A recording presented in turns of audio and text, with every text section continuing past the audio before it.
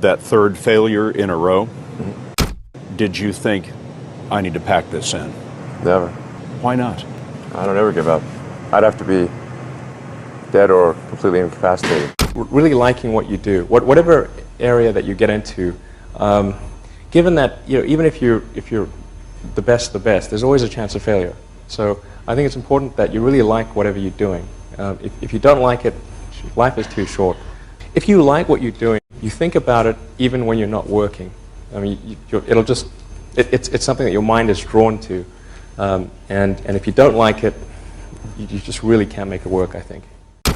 So many people tried to talk me out of starting a rocket company. It was crazy. One good friend of mine collected a whole series of videos of rockets blowing up and made me watch those. He just didn't want me to lose all my money. We're doing these things that seem unlikely to succeed, and we've been fortunate, and at least thus far they have succeeded. Now is the time to take risk. You don't have kids. As you get older, your obligations increase. So and once you have a family, you start taking risk not just for yourself, but for your family as well. It gets much harder to do things that might not work out. So now is the time to do that before you have those obligations. So I would encourage you to take risks now. Do something bold. You won't regret it. How did you figure you were going to start a car company and be successful at it? Well, I didn't really think Tesla would be successful. I thought we would most likely fail. But I thought that we at least could address the false perception that people had that an electric car had to be ugly and slow and boring like a golf cart. But you say you didn't expect the company to be successful, then why try? If something's important enough, you should try, even if the probable outcome is failure. We focus on signal over noise. A lot of companies get confused. They spend money on things that don't actually make the product better.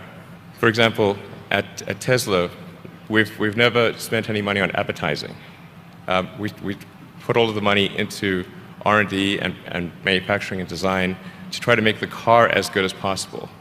I think that's the way to go. For any given company, just can keep thinking about, are these efforts that people are expending, are they resulting in a better product or service? And if they're not, stop those efforts. When I interview someone to work at the companies, would be to ask them to tell me about the problems that they worked on and how they solved them.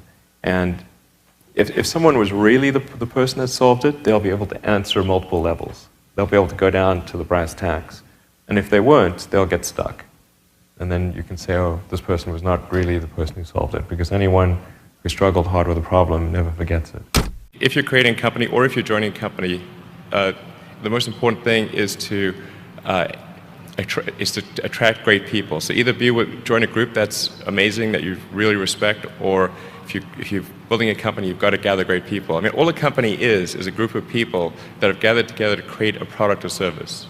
And so depending upon how talented and hardworking that group is, and the degree to which they are focused cohesively in a good direction, that will determine the success of the company. So do everything you can to gather great people if you're creating a company. You've got to make sure that whatever you're doing is a great product or service. It has to be really great. And I go back to what I was saying earlier, where if you're a new company, I mean, unless it's like some new industry or new market that, if it's an untapped market, then you have more ability to,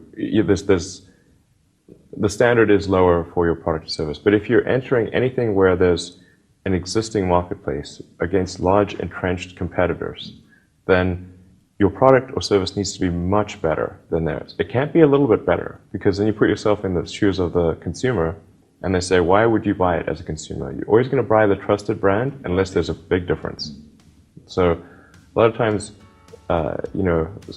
entrepreneur will come up with something which is only slightly better. And it can't just be slightly better. It's got to be a lot better. Depending upon how well you want to do, and particularly if you're starting a company, you need to work super hard. So what does super hard mean? Well, when my brother and I were starting our first company, instead of getting an apartment, we just rented a small office and we slept on the couch.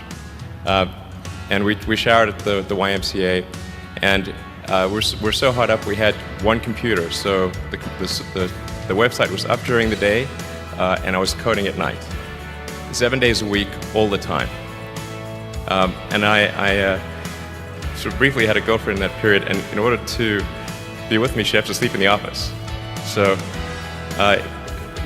work hard, like, I mean, every waking hour. That's the thing I would say, particularly if you're starting a company.